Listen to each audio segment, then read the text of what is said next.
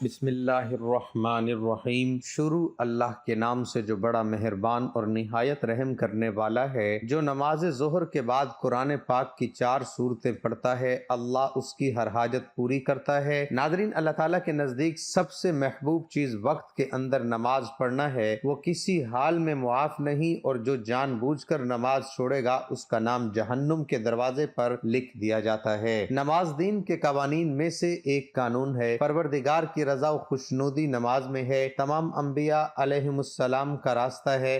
نماز محبوب ملائکہ ہے۔ نماز ہدایت، ایمان اور نور ہے۔ نماز روزی میں برکت، بدن کی راحت، شیطان کی ناپسندی اور کفار کے مقابلے میں اسلحہ ہے۔ نماز دعا کی اجابت اور اعمال کی قبولیت کا ذریعہ ہے۔ نمازی اور ملک الموت کے درمیان شفیع ہے۔ نماز قبر میں انسان کی مؤنث اس کا بستر اور منکر و نکیر کا جواب ہے۔ نماز قیامت کے دن نمازی کے سر کا تاج، چہرے کا نور، بدن کا لباس اور آتش جہنم کے مقابلے میں سپر ہے۔ نماز پل صراط کا پروانہ، جنت کی کنجی، حوروں کا مہر اور جنت کی قیمت ہے۔ نماز کے ذریعے بندہ بلند درجہ اور اعلیٰ مقام تک پہنچتا ہے، اس لیے کہ نماز تسبیح و تحلیل، تحمید، تمجید و تکبیر، تمجید و تقدیس اور قول و دعا ہے۔ ہر عبادت کا ایک ستون اور پایہ ہوتا ہے جس پر پوری عمارت کا دار و مدار ہوتا ہے۔ اگر کبھی اس ستون پر کوئی آفت آ جائے تو پوری عمارت زمین بوس ہو جاتی ہے۔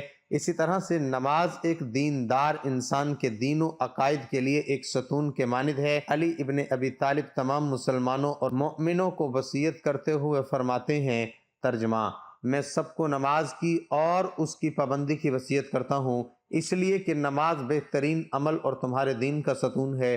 نماز انسان کو بلند ترین درجے تک پہنچانے کا ذریعہ ہے، جس کو معراج کہتے ہیں۔ بزرگوں کا قول ہے، الصلاۃ معراج المؤمن۔ ترجمہ: نماز مومن کی معراج ہے۔ نماز عقیدے کی تجلی، ایمان کا مظہر اور انسان کے خدا سے رابطے کی نشانی ہے۔ نماز کو زیادہ اہمیت دینا ایمان اور عقیدے سے برخورداری کی علامت ہے، اور نماز کو اہمیت نہ دینا منافقین کی ایک صفت ہے۔ خداوند عالم نے قرآن میں اس کو منافقین کی ایک نشانی قرار دیتے ہوئے فرمایا ہے، ترجمہ: منافقین خدا کو فریب دینا چاہتے ہیں جبکہ خدا خود ان کے فریب کو ان کی طرف پلٹا دیتا ہے۔ اور نماز منافقین جب نماز کے لیے کھڑے ہوتے ہیں تو سستی اور کاہلی کی حالت میں نماز کے لیے کھڑے ہوتے ہیں اور لوگوں کو دکھاتے ہیں اور بہت کم اللہ کو یاد کرتے ہیں۔ رسول خدا فرماتے ہیں، الصلاۃ میزان۔ ترجمہ: نماز ترازو ہے۔ جعفر صادق فرماتے ہیں، ترجمہ: سب سے پہلے انسان سے آخرت میں نماز کے بارے میں پوچھا جائے گا۔ اگر نماز قبول کر لی گئی تو تمام اعمال قبول کر لیے جائیں گے، اور اگر رد کر دی گئی تو دوسرے سارے اعمال رد کر دیے جائیں گے۔ چونکہ نماز دین کی بنیاد اور اس کا ستون ہے، عمل کی منزل میں بھی ایسا ہی ہے کہ جو شخص نماز کو اہمیت دیتا ہے وہ دوسرے اسلامی دستورات کو بھی اہمیت دے گا، اور نماز سے بے توجہی اور لاپرواہی کرے گا اور دوسرے اسلامی قوانین سے بھی لاپرواہی برتے گا۔ گویا نماز اور اسلام کے دوسرے احکام کے درمیان لازمی اور ایک طرح کا رابطہ پایا جاتا ہے۔ اس لیے حضرت علی علیہ السلام نے محمد بن ابی بکر کو خطاب کرتے ہوئے فرمایا، اے محمد بن ابی بکر، جان لو کہ ہر عمل تمہاری نماز کے تابع اور پیرو ہے، اور جان لو جس نے نماز کو ضائع کیا اور اس سے لاپرواہی برتی وہ دوسرے اعمال کو ضائع کرنے والا اور اس سے لاپرواہی برتنے والا ہے۔ قیامت اصول دین میں سے ایک ہے، اور یہ وہ دین ہے کہ جب تمام انسانوں کا حساب و کتاب کے لیے میدان حشر میں حاضر کیا جائے گا۔ روایات کی روشنی میں اس دن سب سے پہلا عمل جس کے بارے میں انسان سے سوال کیا جائے گا نماز ہے۔ رسول اکرم صلی اللہ علیہ وسلم نے فرمایا، روز قیامت بندوں کے اعمال میں سب سے پہلے جس چیز کو دیکھا جائے گا وہ نماز ہے۔ حضرت علی رضی اللہ تعالیٰ عنہ فرماتے ہیں، ترجمہ: جب انسان حالت نماز میں ہوتا ہے تو اس کا جسم، کپڑے اور اس کے ارد گرد جو موجود ساری اشیاء خدا کی تسبیح و تحلیل کرتی ہے۔ نماز کے بہت سے فائدے اور اثرات ہیں جو نماز کی دنیاوی اخروی زندگی میں نمایاں ہوتے ہیں۔ ان میں سے بعض کی طرف اشارہ کیا جا رہا ہے۔ انسان ہمیشہ ایک ایسی قوی اور طاقتور چیز کی تلاش میں رہتا ہے جو اس کو کبھی اور برے کاموں سے روک سکے، تاکہ ایسی زندگی گزار سکے جو گناہوں کی زنجیر سے آزاد ہو۔ قرآن کی نگاہ میں وہ قوی اور طاقتور چیز نماز ہے۔ ان الصلاۃ تنہا عن الفحشاء والمنکر، بے شک نماز گناہوں اور برائیوں سے روکتی ہے۔ اس آیت کی روشنی میں نماز وہ طاقتور اور قوی شے ہے جو انسان کے تعادل و توازن کو حفظ کرتی ہے اور اس کو برائیوں اور گناہوں سے روکتی ہے، چونکہ انسان جائز الخطا ہے اور کبھی کبھی چاہتے ہوئے یا نہ چاہتے ہوئے دل پر ایک تاریک اثر چھوڑ جاتا ہے جو نیک کام کے انجام دینے کی رغبت اور شوق کو کم اور گناہوں کرنے کی طرف رغبت اور میل کو زیادہ کر دیتا ہے۔ ایسی حالت میں عبادت ہی ہے جو گناہوں کے ذریعے پیدا ہونے والی تیزگی اور تاریکی کو زائل کر کے دل کو جلا اور روشنی دیتی ہے۔ انہی عبادتوں میں سے ایک نماز ہے۔ خداوند عالم فرماتے ہیں ان الحسنات یذہبن السیئات، نماز قائم کرو کہ بے شک نیکیاں گناہوں کو نیست و نابود کر دیتی ہیں۔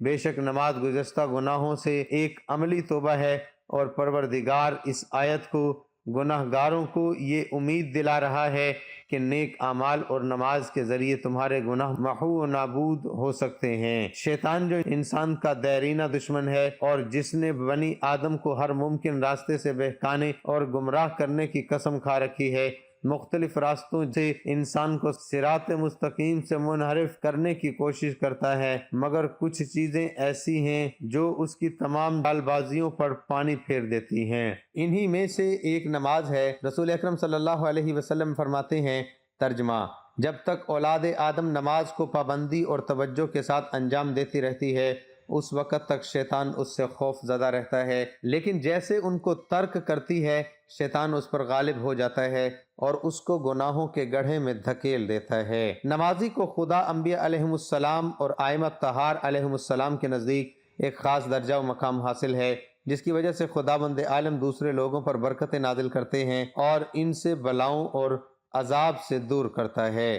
جیسا کہ حدیث قدسی میں خداوند عالم فرماتا ہے، ترجمہ: اے گناہ گارو، اگر بوڑھے نمازی، خاشی جوان، شیر خوار بچی اور چرنے والے چوپائے نہ ہوتے تو میں تمہارے گناہوں کی وجہ سے تم پر سخت عذاب نازل کرتا۔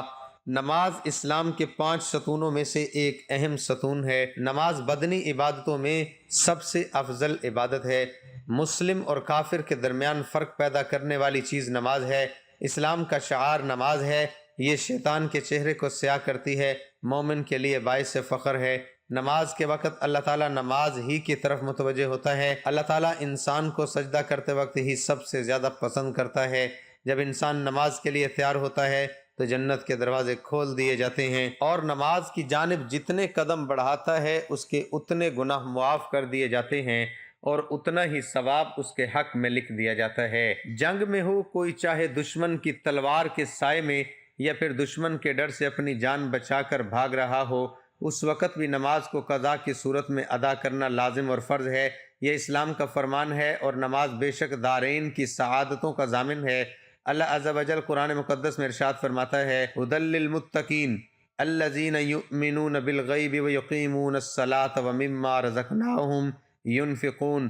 ترجمہ کہ یہ کتاب پرہیزگاروں کو ہدایت ہے جو غیب پر ایمان لائے اور نماز قائم رکھتے اور ہم نے جو دیا اس میں سے ہماری راہ میں خرچ کرتے، اور فرماتے ہیں اقیموا الصلاۃ وآتوا الزکوٰۃ وارکعوا مع الراکعین۔ نماز قائم کرو اور زکوٰۃ ادا کرو اور رکوع کرنے والوں کے ساتھ نماز پڑھو، یعنی مسلمانوں کے ساتھ کہ رکوع ہماری شریعت میں ہے، یا تو پھر با جماعت سے نماز ادا کرو۔ نماز کی اہمیت اس سے بھی پتہ چلتا ہے کہ اللہ رب العزت نے سب احکام اپنے حبیب صلی اللہ علیہ وسلم کو زمین پر بھیجے۔ جب نماز فرض کرنی منظور ہوئی تو حضور صلی اللہ علیہ وسلم کو اپنے عرش عظیم پر بلا کر اسے فرض کیا اور شب اسراء یعنی معراج کی رات میں یہ تحفہ دیا۔ اللہ تبارک و تعالیٰ نے پورے قرآن میں مختلف مقامات پر مختلف طریقوں سے 186 مرتبہ اپنے بندوں کو نماز قائم کرنے کا حکم دیا ہے، کیونکہ نماز تمام برائیوں سے روکتی ہے، جیسا کہ قرآن مقدس میں ذکر ہے۔ ترجمہ کہ بے شک نماز تمام برائیوں اور برے کاموں سے روکتی ہے۔ اللہ تعالیٰ اپنے بندوں کو نماز پر پابندی کرنے کی تلقین اس لیے کر رہا ہے تاکہ اس کے بندے ضلالت و گمراہی کی دلدل میں نہ پھنسیں اور حق کی راہ میں گامزن رہیں، تمام تر اختلافات اور مصیبت سے بچے رہیں۔ اگر آپ قرآن مقدس کی تلاوت کریں گے تو بے شک آیات آپ کو ایسی ملیں گی جو نماز کی فرضیت پر دلالت کرتی ہیں، اور آپ جان لو گے کہ بے شک نماز ہر حال میں فرض ہے اور اس سے بچنے کا کوئی چارہ نہیں۔ یقیناً نماز ہر حال میں فرض ہے، کیونکہ نماز ہی ایک ایسی عبادت ہے جو دنیا میں تو ساتھ دیتی ہے، مر جانے کے بعد قبر میں بھی ساتھ دیتی ہے، اور کل بروز قیامت آپ کی نماز آپ کے ساتھ ہوگی اور آپ کی شفاعت کرے گی اور کہے گی یا اللہ یہ تیرا بندہ ہے جو دنیا میں نماز صحیح وقت پر صحیح طریقے سے ادا کیا کرتا تھا اور میری بہت قدر کیا کرتا تھا۔ رسول اکرم صلی اللہ علیہ وسلم ارشاد فرماتے ہیں اللہ رب العزت کے نزدیک سب سے زیادہ جو عمل محبوب ہے وہ نماز ہے۔ ایک جگہ رسول اکرم صلی اللہ علیہ وسلم سے دریافت کیا گیا اللہ کے نزدیک سب سے زیادہ کون سا عمل پسندیدہ ہے؟ رسول اللہ صلی اللہ علیہ وسلم نے فرمایا تمام تر عبادتوں میں سب سے افضل عمل اللہ کے نزدیک نماز ہے۔ آپ غور کریں کہ اللہ رب العزت نے نماز کو کیوں اتنی اہمیت کا حامل بنایا اور کیوں سعادت کی ساری کنجیاں اس نماز میں پوشیدہ ہیں۔ حبیب کائنات رسول اللہ صلی اللہ علیہ وسلم فرماتے ہیں کہ بندے کے کفر اور ایمان کے درمیان جو چیز حائل ہے وہ نماز ہے، اگر کسی نے اسے چھوڑا تو دین سے خارج ہو گیا۔ اور ایک مرتبہ آپ نے فرمایا کہ جس نے نماز کا اعتبار نہیں کیا تو نماز اس کے لیے نور، روشنی اور نجات نہیں بنے گی، بلکہ وہ قیامت کے دن قارون، فرعون، حامان اور ابی بن حلف کے ساتھ ہوگا۔ امام احمد بن حنبل رسول اللہ صلی اللہ علیہ وسلم نے فرمایا کہ جو ہماری طرح نماز پڑھے، ہمارے قبیلے کو مانے اور ہمارے ذبیحہ کو کھائے اور ہماری ہی طرح ہے اور ہمارے حقوق اس کے لیے بھی ہیں۔ معاذ بن جبل رضی اللہ عنہ سے روایت ہے کہ حضور صلی اللہ علیہ وسلم ارشاد فرماتے ہیں ہر چیز کی بنیاد اسلام ہے، اسلام کی بنیاد نماز ہے۔ یہاں بہت سی احادیث اور قرآنی آیت کو پیش کیا ہے تاکہ آپ تمام حضرات نماز کی اہمیت اور افادیت کو جان سکیں اور صحیح معنوں میں نماز کو ادا کر سکیں، کیونکہ نماز ہی سے آپ کی دنیا سنورے گی، قبر کی اندھیری رات میں نماز ہی کام آئے گی اور روز محشر نماز ہی آپ کی شفاعت کرے گی اور آپ کے حق میں گواہی دے گی کہ اے اللہ اس شخص کو معاف کر دے، یہ مجھے پابندی کے ساتھ پڑھا کرتا تھا مگر مجھے بہت افسوس ہو رہا ہے کہ آج ہم اس دور جدید میں نماز کو بھلا بیٹھے ہیں، نماز پڑھنے میں کوتاہی برت رہے ہیں اور چھوڑنے کے عادی اس طرح بن چکے ہیں گویا نماز فرض ہی نہیں۔ معاذ اللہ، اللہ ہمیں ہدایت دے۔ اگر آپ چاہتے ہیں کہ آپ کی دنیاوی اور اخروی زندگی کامیابی کے ساتھ ہمکنار ہو اور آپ یہاں بھی سعادت مندوں کی فہرست میں شمار ہو اور وہاں بھی سعادت مندوں کی فہرست میں آپ کا شمار ہو تو آپ نماز کو اپنی زندگی کا جزو بنا لیں۔ یقیناً نماز ہر مشکل حالات میں آپ کے ساتھ کھڑی رہے گی اور کامیابی قدموں کے نیچے ہوگی۔ اللہ رب العزت سے دعا ہے کہ اللہ ہمیں نماز کے ساتھ مساجد کی بھی تعظیم کرنے کی توفیق عطا فرمائے، نماز کو بھی پابندی کے ساتھ اس کے مقررہ وقت پر ادا کرنے کی توفیق عطا فرمائے اور دارین کی سعادتوں سے ہمیں مالا مال کرے، آمین۔ ظہر کی نماز کی بہت زیادہ اہمیت اور فضیلت ہے۔ ظہر اسلام کی 5 فرض نمازوں میں سے دوسری نماز ہے جو دوپہر کے وقت ادا کی جاتی ہے۔ یہ نماز جمعہ کے علاوہ ہفتے کے 7 دن دوپہر کے وقت ہوتی ہے۔ یہ رسول اللہ صلی اللہ علیہ وسلم کی طرف سے 5 نمازوں کے بعد پڑھی جانے والی پہلی نماز ہے۔ جو بندہ ظہر کی نماز کے بعد یہ 4 سورتیں پڑھ کر اللہ رب العزت سے دعا مانگتا ہے تو اللہ اس بندے کی ہر دعا قبول فرماتا ہے، ہر حاجت پوری فرماتا ہے، یعنی وہ بندہ ہر پریشانی اور مشکل سے نجات حاصل کرتا ہے۔ کیونکہ ان 4 سورتوں کی بہت زیادہ فضیلت ہے تو 4 سورتوں میں پہلی سورت کافرون، بسم اللہ الرحمن الرحیم، قل یا ایھا الکافرون لا اعبد ما تعبدون ولا انتم عابدون ما اعبد ولا انا عابد ما عبدتم ولا انتم عابدون ما اعبد لکم دینکم ولی دین۔ ترجمہ: اے میرے نبی آپ کہہ دیجئے اے کافرو میں ان بتوں کی عبادت نہیں کرتا جن کی تم عبادت کرتے ہو اور نہ تم اس اللہ کی عبادت کرتے ہو جس کی میں عبادت کرتا ہوں اور نہ میں ان کی عبادت کرنے والا ہوں جن کی تم عبادت کرتے ہو اور نہ تم اللہ کی عبادت کرنے والے ہو جس کی میں کرتا ہوں، تمہارے لیے تمہارا دین اور میرے لیے میرا دین۔ سورت کافرون کے فضائل میں کئی احادیث وارد ہوئی ہیں، چند ایک کا تذکرہ کیا جا رہا ہے۔ فروت بن نوفل الشجی رضی اللہ عنہ سے روایت ہے، فرماتے ہیں کہ ایک شخص نے نبی صلی اللہ علیہ وسلم سے کہا آپ مجھے کچھ وصیت کیجئے، تو آپ صلی اللہ علیہ وسلم نے فرمایا سونے سے قبل قل یا ایھا الکافرون پڑھ لیا کرو، بے شک یہ سورت شرک سے برائی کا اعلان ہے۔ امام المفسرین عبداللہ بن عباس رضی اللہ عنہ فرماتے ہیں کہ شیطان ابلیس اس سورت کے پڑھنے سے اس قدر غصے ہوتا ہے جتنا کسی اور سورت سے نہیں، کیونکہ یہ سورت شرک سے برائیت کا اعلان کرتی ہے۔ سیدنا جابر رضی اللہ عنہ سے روایت ہے کہ رسول اللہ صلی اللہ علیہ وسلم نے سورۃ الکافرون اور سورۃ اخلاص کو طواف کی دونوں رکعتوں میں تلاوت فرمایا۔ دوسری سورۃ اخلاص ہے، قل ھو اللہ احد اللہ الصمد لم یلد ولم یولد ولم یکن لہ کفوا احد۔ ان قل شریف کی برکات یہ ہے کہ قل کا 2 حرف لفظ قرآن میں تقریباً 331 مرتبہ آیا ہے۔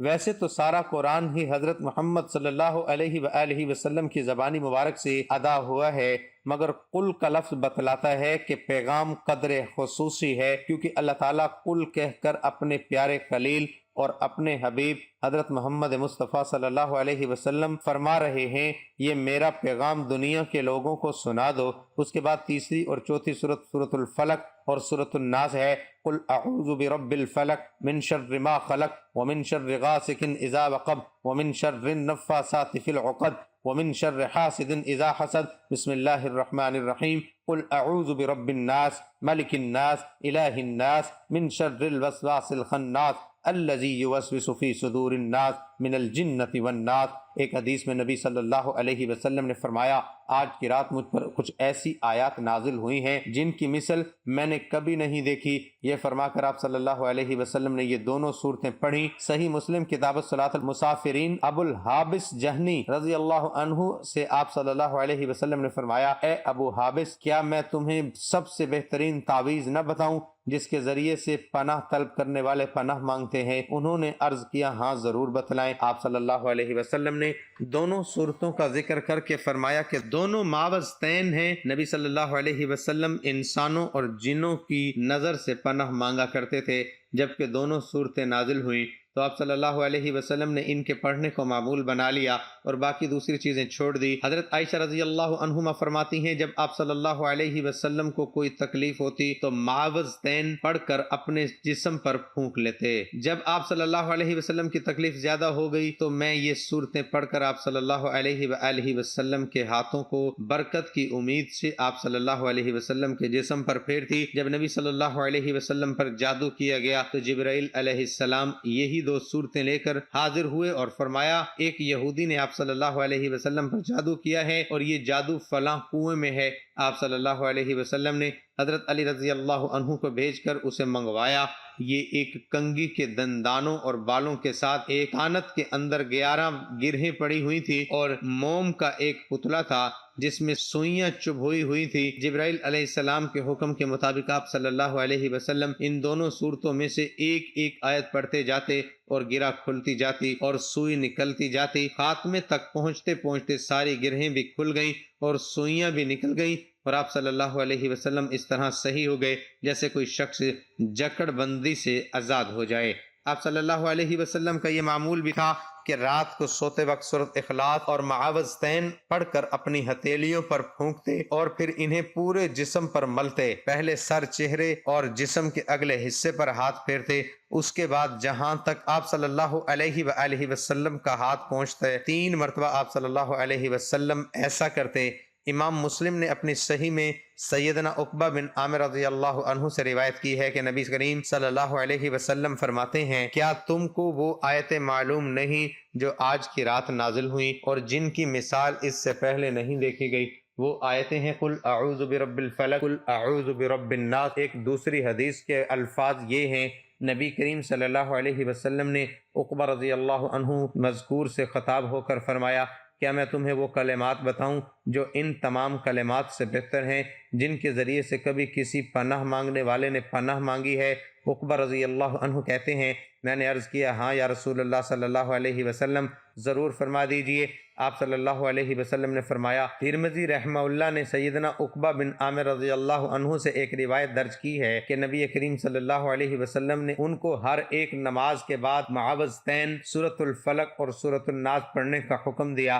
عبداللہ بن حبیب رضی اللہ عنہ سے روایت ہے کہ ہم ایک اندھیری رات میں جب کہ بارش ہو رہی تھی اس لیے اپنے گھروں سے نکلے کہ نبی کریم صلی اللہ علیہ وسلم کے پیچھے نماز ادا کریں۔ ہم آپ صلی اللہ علیہ وسلم کے حضور میں پہنچے تو ارشاد ہوا کہو کیا کام ہے؟ میں چپ رہا۔ آپ صلی اللہ علیہ وسلم نے پھر فرمایا کہو، میں پھر بھی چپ رہا تو آپ صلی اللہ علیہ وسلم نے پھر یوں ارشاد فرمایا صبح و شام قل هو اللہ احد اور معاوضتین پڑھا کرو، تم ہر ایک قسم کے شر سے محفوظ رہو گے۔ نیز امام ترمذی رحمہ اللہ نے بروایت سیدنا ابو ہریرہ ابو سعید خدری رضی اللہ عنہما سے روایت کی ہے کہ نبی کریم صلی اللہ علیہ وسلم جنوں کے شر سے اور آدمیوں کی نظر بد سے پناہ مانگا کرتے تھے، لیکن جب معوذتین نازل ہوئیں تو آپ صلی اللہ علیہ وسلم نے انہی کا پڑھنا اپنا معمول بنا لیا اور دوسری تمام دعاؤں کو چھوڑ دیا۔ محترم ناظرین، آپ نے ظہر ادا کرنے کے بعد جائے نماز پر بیٹھے بیٹھے یہ وظیفہ پڑھنا ہے۔ اگر جائے نماز پر نہیں بیٹھ سکتے تو چلتے پھرتے بھی آپ یہ وظیفہ پڑھ سکتے ہیں۔ آپ نے سب سے پہلے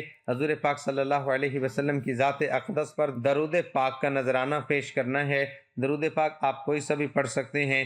درود ابراہیمی میرے ساتھ بھی ایک مرتبہ پڑھ لیں تاکہ ثواب ہو۔ اللہم صلی علی محمد وعلی آل محمد کما صلیت علی ابراہیم وعلی آل ابراہیم انک حمید مجید۔ اللہم بارک علی محمد وعلی آل محمد کما بارکت علی ابراہیم وعلی آل ابراہیم انک حمید مجید۔ درود پاک پڑھنے کے بعد آپ نے 15 مرتبہ چاروں کل شریف پڑھنے ہیں، یعنی سورۃ الکافرون، سورۃ اخلاص، سورۃ فلق، سورۃ الناس پڑھ کر آخر میں دوبارہ آپ نے درود ابراہیمی پڑھنا ہے۔ ناظرین، آپ سب بھی ان چاروں صورتوں یعنی چاروں کل شریف کو پڑھنے کا معمول بنا لیں، آپ پر آنے والی ہر پریشانی اور مصیبت ختم ہو جائے گی، آپ ہمیشہ اللہ کی پناہ میں رہیں گے۔